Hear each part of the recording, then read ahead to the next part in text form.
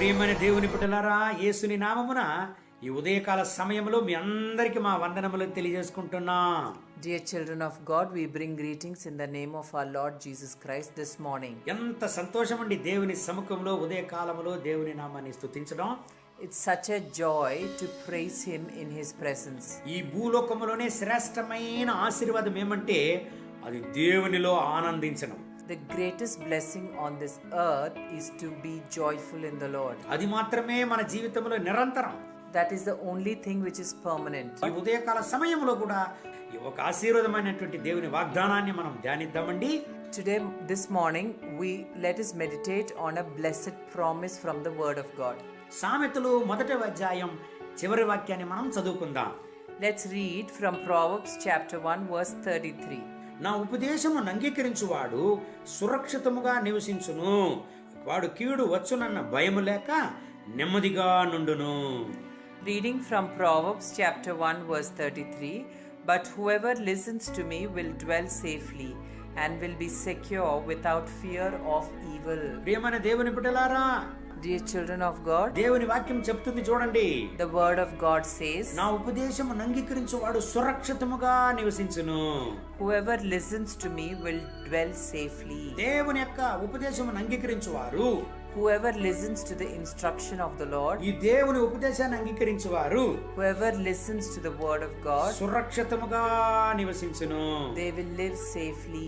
ఇశ్రాయేలు ప్రజలను గురించి మనం చూసినట్లయితే, When we look into the children of Israel, నిర్గమకాండం 14వ అధ్యాయములో when we look into Exodus chapter 14, మనం చదివినట్లయితే, when we read, ఇశ్రాయేలు ప్రజలు ఐగుప్తు నుంచి పాలు తేనె ప్రవహించేటువంటి కనాను దేశానికి ప్రయాణిస్తారు. the children of Israel will travel from Egypt to Canaan, which is a land of milk and honey.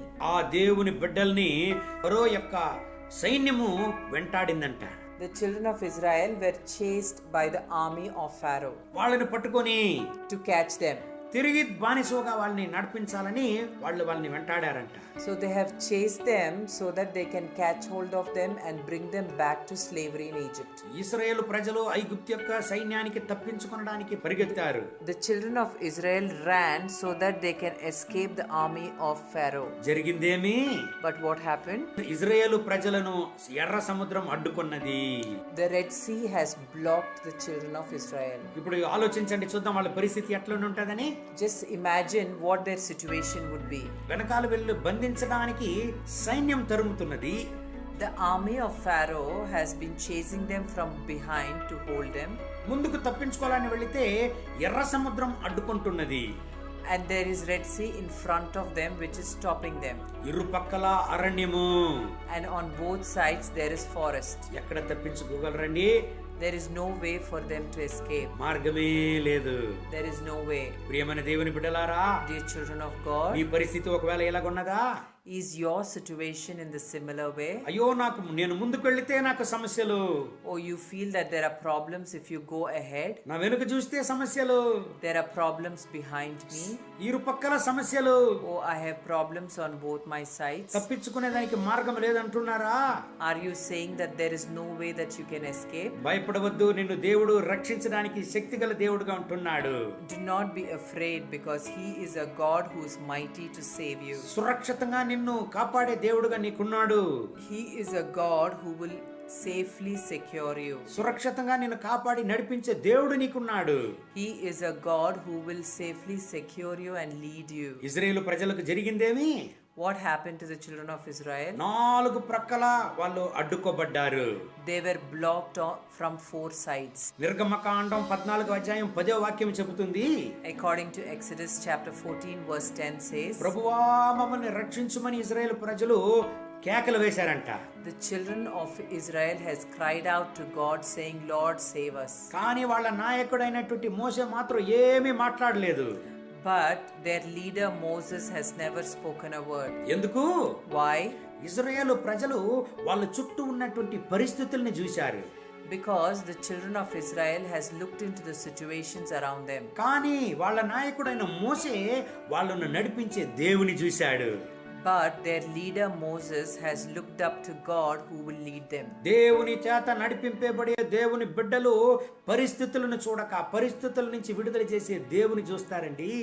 The children of God who are led by God will not look into the situations but will look to a God who can deliver them. ఇశ్రాయేలు ప్రజలు శబ్దం వేశారు, కేకలు వేశారు. The children of Israel started shouting. ఆపదలో ఇశ్రాయేలు ప్రజలు కేకలు వేశారు. In this troubled situation they started shouting. కానీ మోసే సైలెంట్ గా ఉన్నాడు. But Moses was silent. ఎందుకు? Why? ఆయన దేవుని మాట కొరకు వేంచేస్తున్నాడు. He was waiting for the word of God. ఎంతగా ఆయన వేంచేశాడండి? How much did he wait? దేవుడే మాట్లాడేంత వరకు వేంచేశాడు. He waited till God spoke to him. నిర్గమకాండం 10వ వాక్యం నుంచి మీరు చదివినట్లయితే, if you read Exodus from verse 10, మోషే ఎందుకు గమ్మని ఉండవు, నీ చేతిలో ఉండేటువంటి కర్రను చాచి ఈ ఎర్ర సముద్రాన్ని చీల్చుమన్నాడు. So the Lord started speaking to Moses saying that, why are you silent? Take the rod in your hand and strike the Red Sea. నా ప్రజలకు చెప్పు, నేడు మీరు చూసేటువంటి ఎగిప్తులను ఇంక మీదట మీరు చూడరని చెప్పు అన్నాడు. God told him, tell my children that you will never see the Egyptians that you see today. నిర్గమకాండం 14 వాక్యంలో దేవుడు చెప్పాడు, మీ కొరకు యెహోవా యుద్ధం చేయను, మీరు ఊరకనే యుందురని దేవుడు అన్నాడు. According to Exodus chapter 14 verse 14, the word says that God is a God who will fight the battle for you and you shall watch silently. ఈ ఉదయకాల సమయంలో ఈ దేవుని వార్తలు వినేటువంటి దేవుని బిడ్డలారా, during this morning time, all those who are listening to the word of God, సమస్యలు నిన్ను చుట్టుకొని ఉన్నదా? are problems and troubles surrounding you? నీ పరిస్థితుల కష్టాలు నిన్ను నలుపుతున్నదా? Are you troubled with the problems that you have? యెహోవా నీ కొరకు యుద్ధం చేయును. Our God is a God who fights for you. దేవుడు నీ కొరకు యుద్ధం చేయును. God fights for you. నేడు మీరు చూసేటువంటి ఎగిప్తులను ఇంక మీదట మీరు చూడరు. The Egyptians that you are seeing today, you will not see them anymore. మీ కొరకు ఈ ఎర్ర సముద్రాన్ని దేవుడు చీల్చును. God will split the Red Sea for you. ఇశ్రాయేలు ప్రజల కొరకు ఎర్ర సముద్రాన్ని దేవుడు చీల్చాడు, అద్భుతాన్ని చేశాడు. నీ కొరకు దేవుడు ఒక అద్భుతాన్ని చేయును. God has done a miracle for children of Israel by splitting the Red Sea. So the same God will do a miracle splitting the Red Sea for you. ప్రియమైన దేవుని బిడ్డలారా, Dear children of God, శత్రువుల చేత తరమబడుచున్నారా? are you being chased by your enemies? దేవుడు మీ కొరకు యుద్ధం చేయును. God is a God who fights for you. అయ్యో మాకు సహాయం లేదే. Are you crying saying you don't have help? ఎవరు మా కొరకు ఈ సహాయం చేదురు అని అంటున్నారా? Are you saying who will help me? దేవుడు మీ కొరకు ఈ సహాయం చేయును. God is a God who will help you. దేవుడు మీకు సహాయం చేయును. God will help you. దేవుడు మీ శత్రువుల ముందు మిమ్మల్ని జీవంగల సాక్ష్యంగా నిలుపును. God will make you as a living testimony in front of your enemies. నిన్ను నాశనం చేయడానికి ఎవరి వల్ల కాదు. Nobody can destroy you. నిన్ను దేవుడు కాపాడే దేవుడుగా ఉంటున్నాడు. God is a God who will save you. నీ బిడ్డల్ని కాపాడే దేవుడుగా ఉంటున్నాడు. He is a God who will save your children. నీ కుటుంబాన్ని కాపాడే దేవుడుగా ఉంటున్నాడు. God is a God who will save your family. చోలిపోవద్దు దేవుని బిడ్డ. Do not lose heart. అయ్యో నేను ఎంతగా తరమబడుతున్నాను. Oh, you must be thinking, how much more will I be chased? నన్ను అర్థం చేసుకుని సహాయం చేసేవాళ్ళు ఎవరు లేదే అని ఏడుస్తున్నావా? Are you crying saying that who will understand me and help me? యెహోవా నీ కొరకు యుద్ధం చేయును. Jesus will fight for you. దేవుడు నీ కొరకు యుద్ధం చేయును. God will fight your battles. ఈ రోజంతా దేవుడి వాక్యాన్ని బట్టి మిమ్మల్ని ఆశీర్వదించి నడుపును గాక. I pray that God will bless you and lead you throughout the day. కళ్ళు మూసి ప్రార్థన చేద్దామండి. Let's close our eyes and pray. మహోన్నతమైన ప్రభువా, Dear Heavenly Father, ఇశ్రాయేలు ప్రజల కొరకు యుద్ధం చేసిన వాడా, God who fought for the children of Israel, మీరు మా కొరకు యుద్ధం చేసే దేవుడుగా ఉంటున్నారు. thank you because you are a God who fights for us also. సమస్యల నుంచి మమ్మల్ని విడుదల చేసే దేవుడుగా ఉంటున్నారు. You are a God who frees us from all our troubles. ఈ ప్రార్థనలో ఏకీభవించి ప్రార్థన చేసే ప్రతి ఒక్క దేవుని బిడ్డల కొరకు ప్రార్థన చేస్తున్నాం. Lord, we pray for all your children who are standing in one accordance with your word today. వీళ్ళ శత్రువుల ముందు వీళ్ళని జీవంగల సాక్ష్యంగా నిలపండి. Lord, we pray that you would make them stand as a living testimony in front of their enemies. ఎర్ర సముద్రాన్ని చీల్చిన వాడా, A God who split the Red Sea. వీళ్ళ యొక్క కష్టాలను చీల్చివేయండి. Lord, we pray that you would split their troubles. అయ్యో నా జీవితంలో మార్గమే లేదని వీళ్ళు ప్రార్థన చేస్తూ ఉంటే, when they are praying that there is no way for them in their life, అయ్యో నా జీవితంలో మార్గమే లేదని వీళ్ళు ఏడుస్తున్నా, when they cry that there is no way in their life, మీరు ఒక మార్గాన్ని వీళ్ళకి తెరవండి.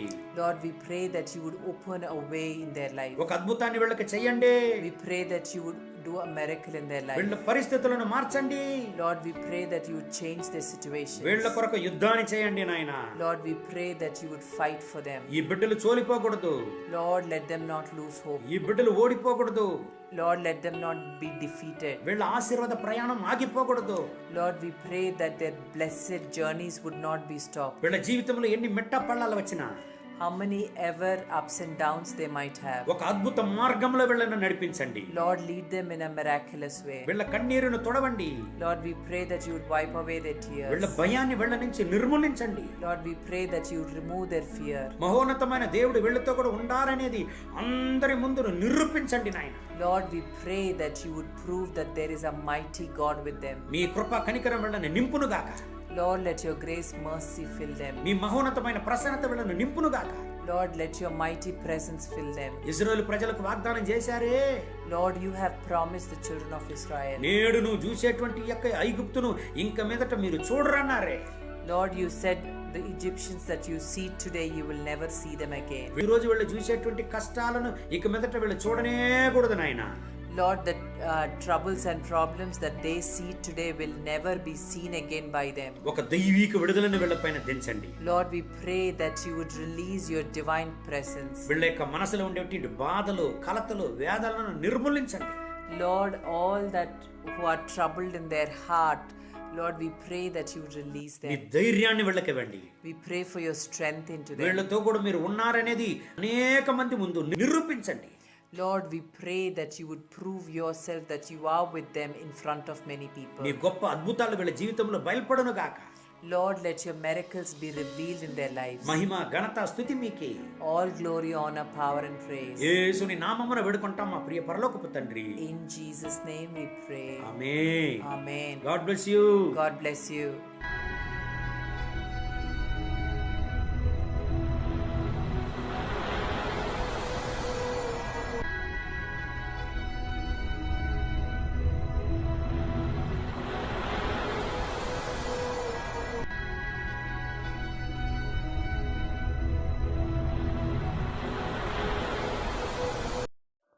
ದ್ವಾರಗಳೇ ಉನ್ನತವಾಗಿರ್ರಿ, ಪುರಾತನದ ಕದಗಳೇ ತೆರೆದುಕೊಂಡಿರ್ರಿ, ಮಹಾಪ್ರಭಾವವುಳ್ಳ ಅರಸನು ಆಗಮಿಸುತ್ತಾನೆ. ಶನಿವಾರ 18 ಸೆಪ್ಟೆಂಬರ್ 2021 ಇಸ್ವಿ. ಈ ದಿನದ ವಾಕ್ಯ ಧ್ಯಾನಕ್ಕಾಗಿ ನಾನು ಆರಿಸಿಕೊಂಡಿರುವಂಥ ವೇದ ಭಾಗವು ಯೆಶಾಯನ ಪ್ರವಾದನ ಗ್ರಂಥ 40ನೇ ಅಧ್ಯಾಯದ 31ನೇ ವಚನ. ಯೆಹೋವನನ್ನು ನಿರೀಕ್ಷಿಸುವವರೋ ಹೊಸ ಬಲವನ್ನು ಹೊಂದುವರು, ಹದ್ದುಗಳಂತೆ ರೆಕ್ಕೆಗಳನ್ನು ಚಾಚಿಕೊಂಡು ಏರುವರು, ಓಡಿ ದಣಿಯರು, ನಡೆದು ಬಳಲರು. ಕರ್ತನಲ್ಲಿ ಪ್ರೀತಿಯುಳ್ಳ ದೇವ ಜನರೇ, ಶುಭೋದಯ. ಜೀವನದ ಹಲವಾರು ಸವಾಲುಗಳು ನಮ್ಮನ್ನು ಬಲಹೀನರನ್ನಾಗಿ ಮಾಡುವಾಗ ದೇವರ ಬಲವು ನಮ್ಮಲ್ಲಿ ನವ ಚೈತನ್ಯವನ್ನು, ಹೊಸ ಬಲವನ್ನು ತುಂಬಿಸಿ ಎಲ್ಲ ವಿಧವಾದಂಥ ಸವಾಲುಗಳನ್ನು ಎದುರಿಸಿ ಮುಂದೆ ಹೋಗುವಂತೆ ಮಾಡುವಂಥದ್ದಾಗಿದೆ. ದೇವರ ನಾಮಕ್ಕೆ ನಿತ್ಯಕ್ಕೂ ಸ್ತೋತ್ರ ಉಂಟಾಗಲಿ. ಈ ವಾಕ್ಯವನ್ನು ಧ್ಯಾನ ಮಾಡೋಣ.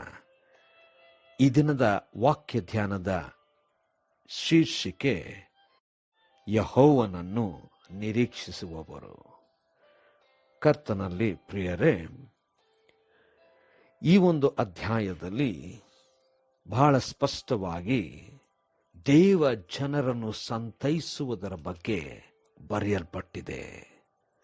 ಕಷ್ಟ, ದುಃಖ, ವಿವಿಧ ಪರಿಸ್ಥಿತಿಯಲ್ಲಿರುವಂಥವರನ್ನು ಸಂತೈಸುವಂಥದ್ದು ಮತ್ತು ದೇವರ ವಾಕ್ಯ ಸದಾಕಾಲಕ್ಕೂ ನಿಲ್ಲುವಂಥದ್ದು, ಶಾಶ್ವತವಾಗಿ ಇರುವಂಥ ವಾಕ್ಯವು ಏನೆಲ್ಲ ಇಲ್ಲದೆ ಹೋದರೂ ವಾಕ್ಯವು ನಿಲ್ಲುವಂಥದ್ದು ಎಂಬುದಾಗಿ ಬರೆಯಲ್ಪಟ್ಟಿದೆ.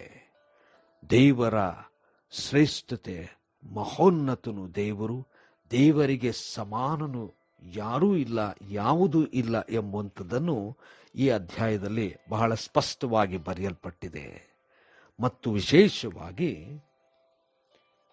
ಜನರ ಬಲಹೀನತೆ, ಅಂದರೆ ಬಹಳಷ್ಟು ಬಲಿಷ್ಠವಾದವರು ಕೂಡ ಅನೇಕ ಸಂದರ್ಭಗಳಲ್ಲಿ ತಮ್ಮ ಬಲ ಏನೂ ಇಲ್ಲದಾಗಿ ಬಹಳಷ್ಟು ಬಲಹೀನತೆಯನ್ನು ಅನುಭವಿಸುವಂಥ ಸಂದರ್ಭದಲ್ಲಿ ದೇವರನ್ನು ನಿರೀಕ್ಷಿಸುವಾಗ, ದೇವರನ್ನು ಆತುಕೊಳ್ಳುವಾಗ ಬಲಹೀನರನ್ನು ಬಲಪಡಿಸುವಂಥ ದೇವರು, ಬಿದ್ದು ಹೋದಂಥವರನ್ನು ಕೈ ಹಿಡಿದು ಎತ್ತಿ ನಿಲ್ಲಿಸುವಂಥ ದೇವರು, ಲೋಕದ ಅನೇಕ ವಿಚಾರಗಳಲ್ಲಿ ಬಲಹೀನತೆಯಲ್ಲಿ ನಡೆಯುತ್ತಿರುವಾಗ ದೇವರನ್ನು ನೋಡುವಾಗ ದೇವರ ತುಂಬಿಸುವಂಥ ಬಲವು ಹೊಸದಾದಂಥ ಚೈತನ್ಯ, ನವ ಚೈತನ್ಯವನ್ನು ತುಂಬಿಸಿ ಹೊಸದಾದಂಥ ಆ ಶಕ್ತಿಯನ್ನು ತನ್ನ ಜನರಲ್ಲಿ ತುಂಬಿಸುವಾಗ ಅವರು ಯಾವ ರೀತಿಯಲ್ಲೂ ದಣೆಯದ ಹಾಗೆ ಎಲ್ಲಾ ಸವಾಲುಗಳನ್ನು ಎದುರಿಸುತ್ತಾ ಹದ್ದುಗಳಂತೆ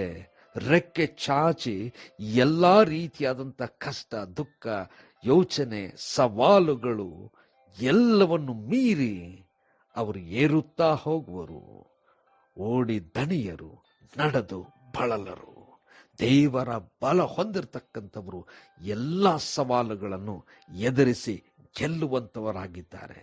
ಕರ್ತನಲ್ಲಿ ಪ್ರಿಯರೇ, ಅನೇಕ ಸಂದರ್ಭಗಳು ನಮ್ಮ ಜೀವನದಲ್ಲಿ ನಮ್ಮ ಬಲ, ಶಕ್ತಿ, ನಮ್ಮಲ್ಲಿರ್ತಕ್ಕಂಥ ಎಲ್ಲ ವ್ಯವಸ್ಥೆ ಏನು ಮಾಡಲಾರದಂಥ ಪರಿಸ್ಥಿತಿಗೆ ಬರಬಹುದು. ಯಾಕಂದರೆ ನಾವು ಎದುರಿಸ್ತಿರುವಂಥ ಸವಾಲುಗಳು ಬಹಳವಾಗಿ ಶಕ್ತಿಯುಳ್ಳಂಥದ್ದಾಗಿರಬಹುದು.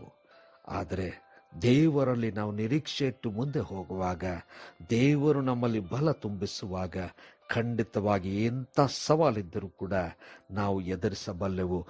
ನಾವು ಗೆಲ್ಲುತ್ತೇವೆ, ಮುಂದೆ ಹೋಗುತ್ತೇವೆ. ನಾವು ದಣಿಯದ ಹಾಗೆ ನಮ್ಮನ್ನು ದೇವರು ನಡೆಸುತ್ತಾನೆ.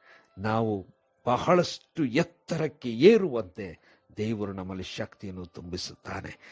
ಈ ಒಂದು ನಂಬಿಕೆಯಿಂದ ದೇವರ ಕಡೆಗೆ ನೋಡೋಣ, ನಮ್ಮನ್ನು ಸಮರ್ಪಿಸಿಕೊಳ್ಳೋಣ. ದೇವರು ನಮ್ಮನ್ನು ಎಲ್ಲ ಸವಾಲುಗಳನ್ನು ಎದುರಿಸುವಂತೆ, ಗೆಲ್ಲುವಂತೆ ಮಾಡುತ್ತಾನೆ. ದೇವರ ನಾಮಕ್ಕೆ ನಿತ್ಯವೂ ಸ್ತೋತ್ರ ಉಂಟಾಗಲಿ. ಯೇಸುವಿನ ನಾಮದಲ್ಲಿ ಪ್ರಾರ್ಥನೆ ಮಾಡೋಣ. ಕರ್ತನೇ, ದಯಾಮಯ ಸ್ವಾಮಿ, ನೀನೇ ನಮಗೆ ಶಕ್ತಿಯನ್ನು ಕೊಡು. ನಾವು ಗೆಲ್ಲುವಂತೆ ನಮ್ಮನ್ನು ಮುನ್ನಡೆಸು, ಬಲಪಡಿಸು. ಯೇಸುವಿನ ನಾಮದಲ್ಲಿ ಪ್ರಾರ್ಥನೆ ಬೇಡಿದ್ದೇವೆ ತಂದೆಯೇ, ಆಮೆನ್.